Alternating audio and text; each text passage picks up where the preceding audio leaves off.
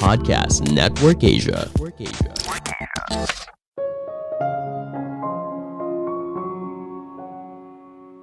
Halo semuanya, nama saya Michael. Selamat datang di podcast saya, Sikutu Buku.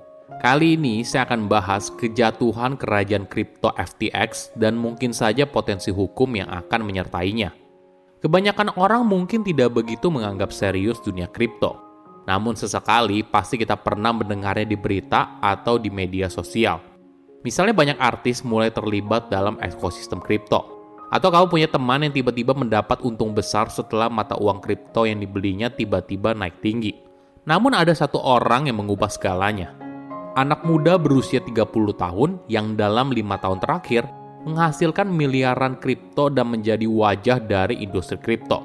Dia adalah Sam Bankman-Fried, pendiri dari perusahaan bernama FTX. Sam boleh dibilang merupakan seseorang yang mempopulerkan kripto ke masyarakat luas, khususnya di Amerika Serikat.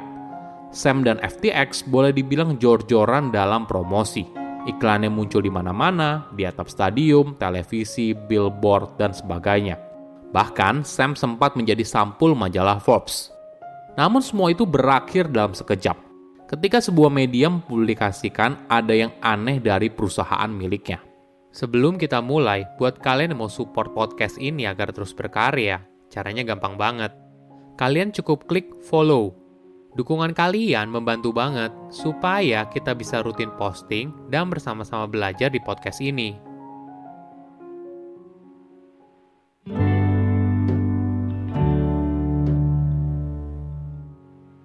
Apakah kamu penasaran? Berapa lama waktu yang dibutuhkan untuk kehilangan 210 triliun rupiah? Bagi Sam, jawabannya adalah dalam sehari. Perusahaan pertukaran mata uang kripto miliknya yang bernama FTX telah jatuh dan menyatakan dirinya bangkrut. Mungkin kita bisa mulai ceritanya di awal, pada tahun 2017. Saat itu, mata uang kripto tentunya bukan barang baru, tapi boleh dibilang masih di fase awal dan tidak efisien. Nah, ini menjadi celah bagi Sam untuk meraup keuntungan. Dia melihat harga kripto yang jomplang di wilayah yang berbeda. Spesifiknya, harga Bitcoin jauh lebih tinggi di Jepang daripada di Amerika Serikat. Perbedaan harga inilah yang membuat Sam kaya raya di awal karirnya. Tapi untuk berhasil, Sam membutuhkan beberapa hal, dimulai dengan sebuah perusahaan. Uniknya, nama perusahaan menjadi sebuah hal yang serius. Bukan karena soal visi misi, tapi lebih untuk menghindari pengawasan dari pegawai bank. Kenapa? Misalnya kamu beri nama perusahaan yang ada hubungannya dengan mata uang kripto, Bitcoin, dan transaksi internasional. Tentunya hal ini membuat dia sangat sulit untuk mendapatkan akun bank. Itulah yang akhirnya membuat Sam menamakan perusahaannya sebagai Alameda Research. Selanjutnya, Sam harus mencari cara untuk mendapatkan yen Jepang, mengkonversinya ke mata uang USD, lalu keluar dari Jepang. Nah, dia harus mencari seorang warga negara Jepang yang juga merupakan warga negara Amerika Serikat untuk membuka akun bank di Jepang. Lalu orang itu harus mengantri di bank Jepang untuk mengirimkan uang ke Amerika Serikat. Tidak berhenti sampai di sana, Sam bercerita kalau dirinya harus melewati berbagai puluhan rintangan lainnya sebelum berhasil. Namun kerumitan itu membuat Sam kaya raya. Sebagai gambaran, dia berhasil meraup 10% per hari dari 1.400 triliun rupiah atas transaksi Bitcoin. Namun tentunya hal ini tidak bisa berlangsung selamanya. Lambat laun, orang lain juga menyadari celah ini dan lalu ditutup. Sam boleh dibilang berbeda dibandingkan konglomerat lainnya. Biasanya kita melihat banyak konglomerat menghabiskan uangnya untuk membeli yacht atau rumah mewah yang megah. Tapi dari awal, Sam punya tujuan yang lebih tinggi. Dia terinspirasi bukan untuk menjadikan dirinya kaya raya, tapi untuk kebaikan dunia. Sebagai gambaran, Sam dikenal sebagai konglomerat yang dermawan. Dia menyumbang untuk organisasi perlindungan hewan, lembaga persiapan pandemi masa depan, dan riset kecerdasan buatan. Bukan hanya itu, Sam juga merupakan penyumbang besar untuk kandidat dari Partai Demokrat di Amerika Serikat. Bahkan di satu kesempatan, Sam siap menyerahkan 99% dari total kekayaannya. Semua ini demi sebuah gerakan yang dikenal sebagai effective altruism. Gerakan ini mendorong seseorang agar tidak hanya menyumbang untuk kegiatan yang kamu pedulikan, tapi menyumbang dalam cara yang paling efektif, Artinya memilih kegiatan yang bermanfaat bagi orang lain sebanyak mungkin.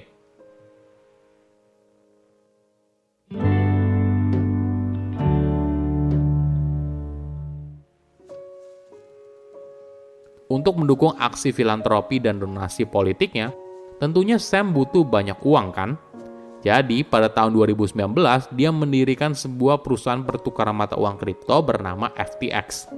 Menariknya, FTX ini dibuat memfasilitasi berbagai jenis transaksi derivatif yang rumit, sesuai permintaan firm trading.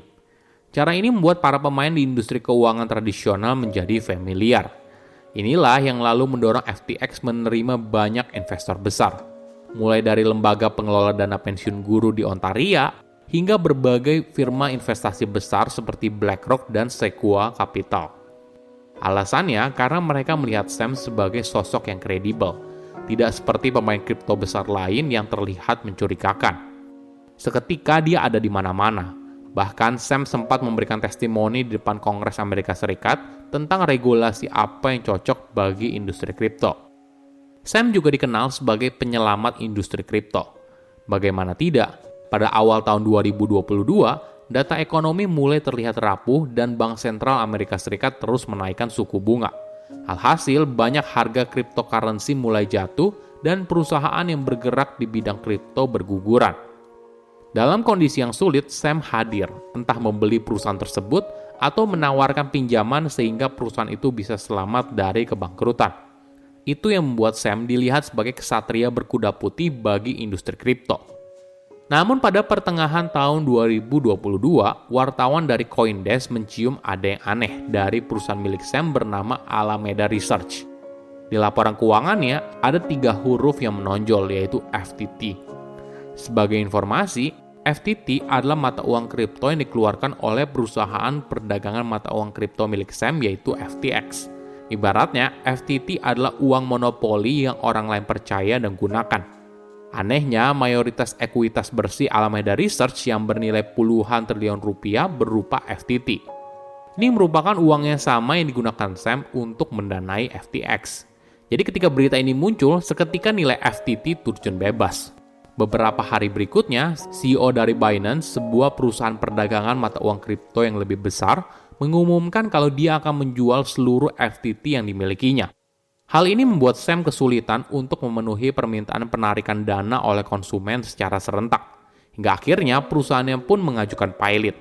Inilah akhir dari kerajaan kripto yang dibangun oleh Sam. Cerita ini tentu saja menimbulkan banyak pertanyaan. Apakah ini karena dorongan efektif altruism? Untuk bisa membuat perubahan tentunya membutuhkan dana yang besar kan? Nah, hal ini mungkin saja mendorong Sam untuk mengambil resiko besar demi bisa untung besar. Atau yang kedua, mungkin saja Sam adalah penipu yang punya citra diri yang bagus. Tentunya dengan adanya investigasi hukum ini kita akan melihat bagaimana yang terjadi sebenarnya. Gimana menurut kamu? Silahkan komen di kolom komentar pelajaran apa yang kalian dapat ketika tahu informasi ini. Saya undur diri, jangan lupa follow podcast Sikutu Buku. Bye-bye.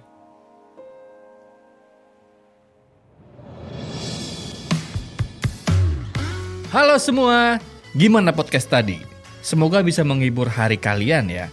Gue Adi Sastro, mau ngajak kalian buat mampir ke podcast gue. Podcast Keramas, kehidupan realita mas-mas.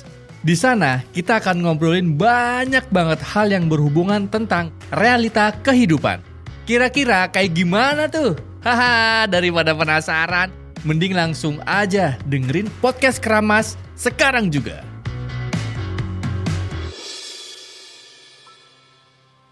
Pandangan dan opini yang disampaikan oleh kreator podcast, host, dan tamu tidak mencerminkan kebijakan resmi dan bagian dari Podcast Network Asia. Setiap konten yang disampaikan mereka di dalam podcast adalah opini mereka sendiri dan tidak bermaksud untuk merugikan agama, grup etnik, perkumpulan, organisasi, perusahaan, perorangan, atau siapapun dan apapun.